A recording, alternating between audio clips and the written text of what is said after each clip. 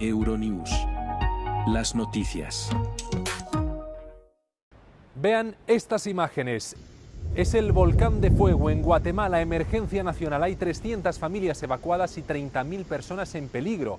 Ha entrado en erupción a solo 60 kilómetros de la capital. Lo más peligroso, el tsunami de ceniza, rocas, lodo y escombros que se extiende ya por diferentes pueblos. Enseguida lo ampliamos porque les hablamos también de Ucrania, que ha lanzado el mayor ataque de drones sobre Rusia. Deja 2 muertos y 14 heridos en la región de Moscú esta madrugada. Un ataque que eleva la tensión a las puertas de la reunión con Estados Unidos en Arabia Saudí para negociar la paz. Son nuestras principales noticias del día y además, este martes. El ejército ruso dice que derribó 337 drones ucranianos durante la noche del martes, en lo que parece ser el mayor ataque de drones ucranianos contra Rusia en 3 años. Conversaciones en Arabia Saudí entre la delegación ucraniana y la estadounidense para tratar de idear un plan que permita poner fin a la guerra de Ucrania.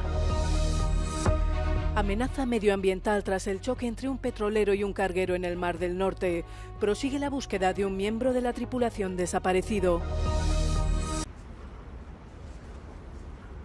El ejército ruso dice que derribó 337 drones ucranianos durante la noche del martes, en lo que parece ser el mayor ataque con drones ucranianos contra Rusia en 3 años. Al menos una persona ha muerto en la región del Oblast de Moscú y varias han resultado heridas. La mayoría de los drones fueron derribados en la región de Kursk, mientras que 91 de los mismos fueron derribados sobre la región de Moscú. El ataque se produce cuando una delegación ucraniana se dispone a reunirse con el máximo diplomático estadounidense en Arabia Saudí para tratar el fin de la guerra de 3 años con Rusia. Ucrania va a proponer su propio acuerdo de alto el fuego y pretende firmar con Washington un acuerdo sobre minerales críticos para reanudar la ayuda militar estadounidense puesta en pausa. Han comenzado en Arabia Saudí las conversaciones entre la delegación ucraniana y la estadounidense para tratar de idear un plan que permita poner fin a la guerra de Ucrania, cuyo inicio se produjo hace 3 años. Representantes del gobierno ucraniano se han reunido con los principales diplomáticos de Estados Unidos en la ciudad portuaria de Jeddah, en el Mar Rojo. El diálogo ofrece una oportunidad para que Kiev repare su relación con la nueva administración Trump. Para ello, las autoridades ucranianas señalan que están dispuestas a firmar un acuerdo sobre minerales y tierras raras esenciales con el gobierno de Trump.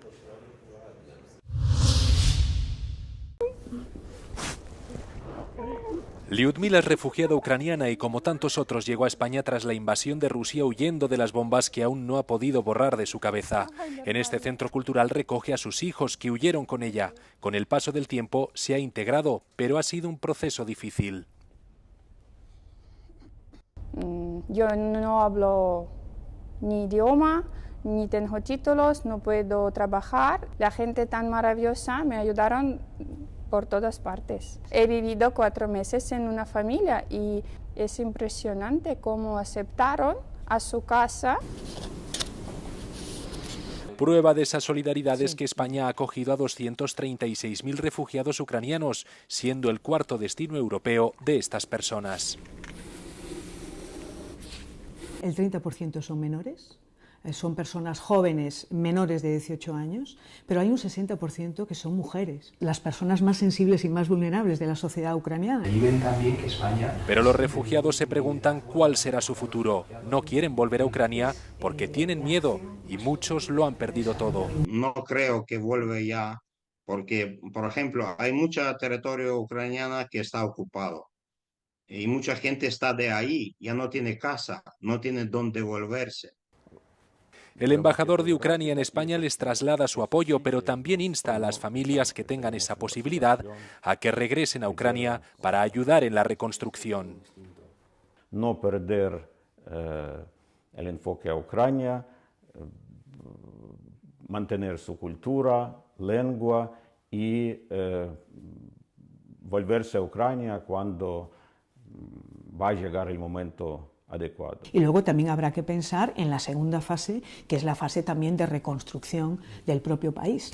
Unos 40.000 niños ucranianos van al colegio en España y otros refugiados trabajan ya en sectores como la restauración, la construcción o el comercio. Pueden permanecer en España hasta el 4 de marzo de 2026, pero los líderes europeos debatirán en Bruselas su futuro a final de mes.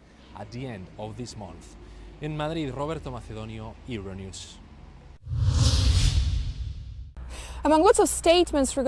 Entre las numerosas declaraciones sobre Ucrania de Donald Trump, hubo una que realmente se destacó y cruzó líneas rojas para los ucranianos. Fue cuando Donald Trump dijo que Ucrania no debería haber empezado la guerra.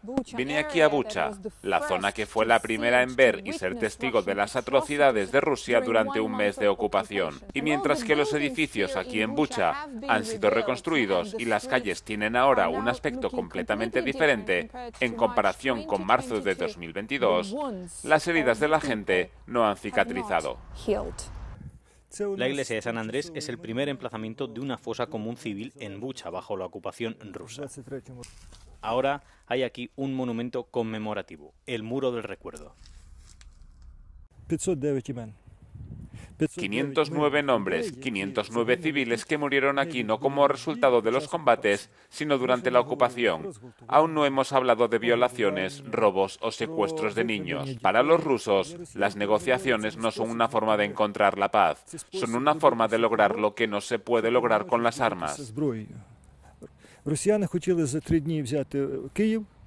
Los rusos querían tomar Kiev en 3 días y fracasaron. Con la ayuda de Trump, las negociaciones, etcétera, están tratando de ocupar Ucrania de alguna otra manera. Es una cuestión de justicia. Lo preocupante es que cuando dicen negociaciones, nadie habla de crímenes y nadie habla de responsabilidad.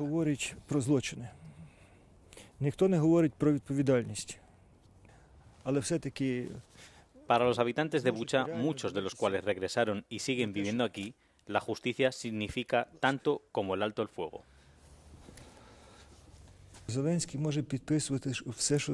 Zelensky puede firmar cualquier cosa y el acuerdo puede ser muy bueno. La pregunta es, ¿esto hará que Putin deje de disparar? Los ucranianos entienden la palabra paz cuando no son asesinados, cuando hay justicia, o cuando los criminales rinden cuentas por sus crímenes. Eso es la paz. Desde el punto de vista de Putin, creo que la paz es algo así como cuando no disparen más, ya no queden supervivientes en nuestro bando, no hay nadie vivo y solo queden territorios. No hay indicios de que Moscú abandone sus ambiciones de ocupar Ucrania. Cuando el volcán de fuego de Guatemala entró en erupción, las autoridades evacuaron a 300 familias y advirtieron que otras 30.000 personas de la zona podrían estar en riesgo. La erupción comenzó durante la noche con el volcán arrojando gases y cenizas al cielo el lunes, lo que llevó a las autoridades a cerrar escuelas y carreteras que conectan varias comunidades. Policías y soldados bloquearon los senderos que conducen al volcán para evitar que los turistas accedan a la zona. El mayor peligro del volcán son los lahares, una mezcla de ceniza, roca, lodo y escombros que pueden enterrar pueblos enteros.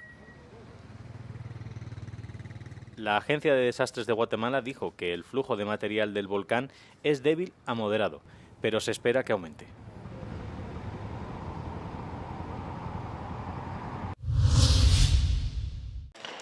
Mark Rutte promete el apoyo inquebrantable de la OTAN a Bosnia mientras aumentan las tensiones por los movimientos separatistas serbo-bosnios.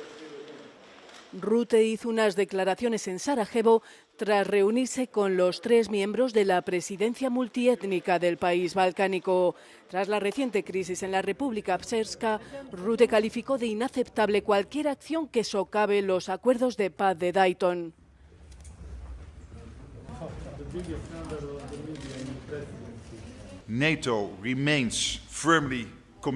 La OTAN sigue firmemente comprometida con la estabilidad de esta región y con la seguridad de Bosnia-Herzegovina.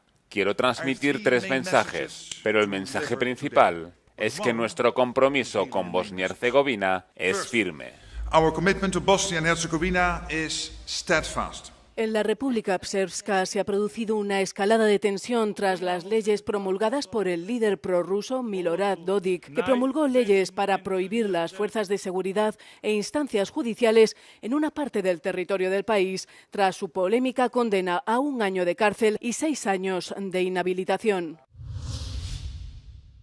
El presidente francés Emmanuel Macron se ha reunido con su homóloga moldava Maia Sandu en el Palacio del Elíseo de París. Macron reiteró el apoyo francés a Moldavia en el contexto de la guerra de agresión de Rusia contra Ucrania, así como su candidatura de adhesión a la Unión Europea, que había anunciado planes para abrir una oficina en Moldavia con el fin de reforzar el compromiso en la región oriental. Moldavia ya no depende del gas ruso y hoy damos otro paso adelante. Junto con la Agencia Francesa de Desarrollo firmamos un acuerdo de 30 millones de euros para mejorar la eficiencia energética en Moldavia. Esta inversión reducirá el despilfarro de energía, abaratará los costes y reforzará nuestra independencia energética. La llegada de Sandu se produce antes de la votación de un nuevo instrumento de 1.900 millones de euros para que Moldavia acelere las reformas socioeconómicas, refuerce su capacidad de resistencia y promueva su integración en la UE.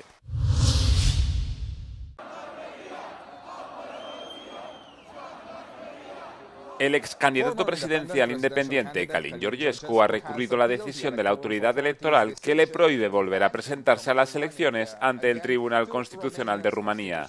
Esta es una acción en la que sus aliados políticos no parecen depositar muchas esperanzas, teniendo en cuenta las recientes declaraciones hechas por estos líderes. Lo que vemos, mientras tanto, son más protestas justo aquí, frente a la sede del Tribunal Constitucional.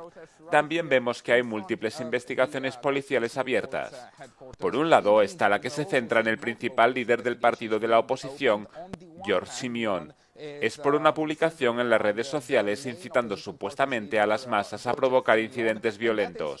También hay investigaciones en torno a las violentas protestas que tuvieron lugar anoche, especialmente las investigaciones relativas a cargos de destrucción. Es importante señalar que hasta ahora ninguna persona ha sido detenida, aunque la policía dice que se esfuerza en tratar de identificar a todos los implicados en las violentas protestas. Has been detained, though police say that they are making efforts in identifying all those involved in the violent protests. Primeras resistencias ante la nueva gran coalición alemana que pretende formarse entre democristianos y socialdemócratas tras las elecciones. El Partido Centrista de los Verdes ha rechazado votar a favor de la propuesta de aumentar el gasto en defensa mediante la flexibilización de las normas fiscales alemanas. Tanto la CDU como el SPD han anunciado este aumento del gasto militar como una de las patas de sus negociaciones para la hipotética nueva coalición. Quien quiera que aceptemos más inversiones, también debe demostrar que habrá más inversiones en la protección del clima y más inversiones en la economía de este país. No estamos dispuestos a aceptar dinero ficticio y por eso no aceptaremos estas propuestas. La CDU ha recogido el guante de los verdes y ha asegurado que incorporará sus preocupaciones en las negociaciones de la nueva coalición gubernamental. Además del aumento del gasto militar, la gran coalición pretende realizar inversiones en infraestructuras mediante la flexibilización de la deuda, antaño un tabú en la política alemana.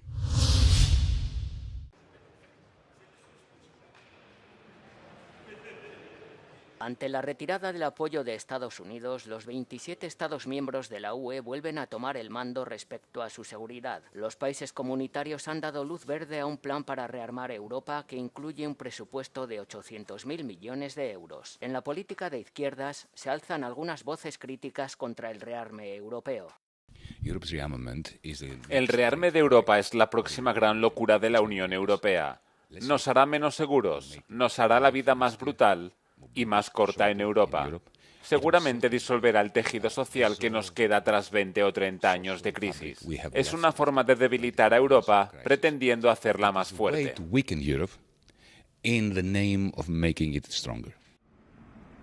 La Comisión Europea ha propuesto que los Estados miembros establezcan excepciones a las normas de ortodoxia presupuestaria de la UE para financiar sus gastos de defensa. Por su parte, Friedrich Merz ha abierto la puerta al fin del freno de la deuda para financiar el rearme de Alemania. Esto representa un giro de 180 grados para un país que se mostró especialmente favorable a la reestructuración de la deuda griega durante la crisis de 2009. El antiguo ministro de Finanzas de Grecia acoge este cambio de paradigma con algunas reservas.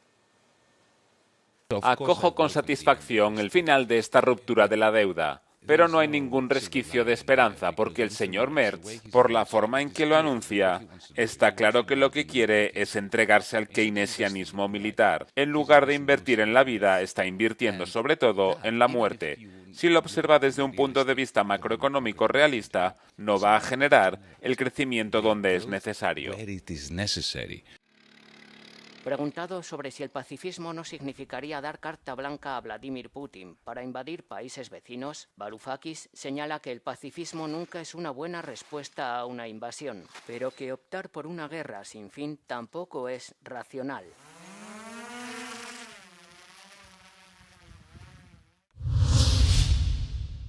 El choque entre un petrolero y un carguero en el Mar del Norte frente a las costas de Inglaterra hace temer una probable amenaza medioambiental debido a una fuga de combustible y la carga de cianuro de sodio, gas inflamable altamente tóxico en uno de los buques. Un miembro de la tripulación permanece desaparecido, mientras que otros 36 han sido puestos a salvo. Un herido ha tenido que ser hospitalizado.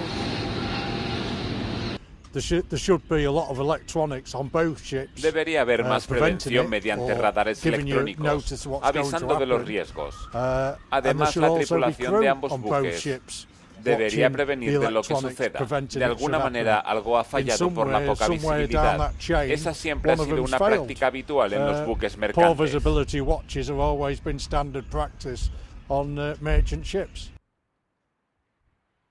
Las circunstancias del accidental choque entre cargueros aún está por aclarar.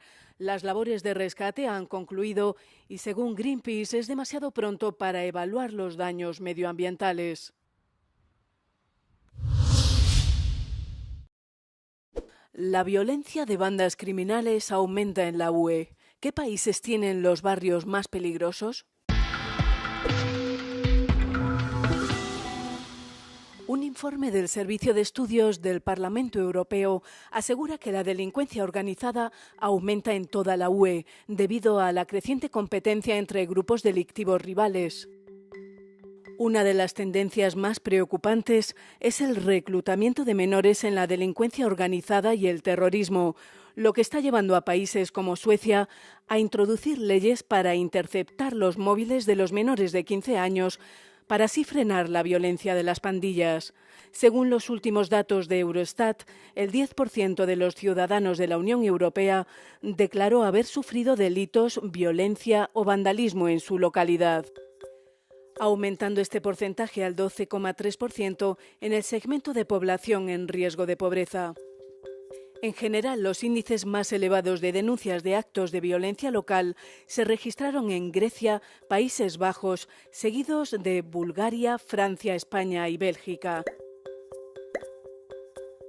En el otro extremo del espectro están Croacia, Lituania, Polonia, Eslovaquia y Estonia, que son los países más seguros, todos ellos con índices de delincuencia local inferiores al 5%.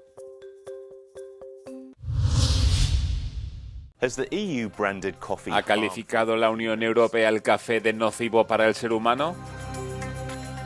Las noticias y los mensajes virales en las redes sociales afirman que la Unión Europea ha etiquetado el café de peligroso para el ser humano. Titulares como este acusan a los entrometidos burócratas de Bruselas de declarar inseguro el café, mientras que otros empiezan con la frase de que la Unión Europea ha etiquetado el café como nocivo para los seres humanos si se ingiere, alimentando el temor a una prohibición del café en todo el bloque. Los artículos se refieren vagamente a un informe sobre el uso de cafeína en pesticidas sin proporcionar ningún enlace ni nombre oficial. ¿Pero qué ha dicho realmente la Unión Europea? ¿Está el café en vías de desaparición?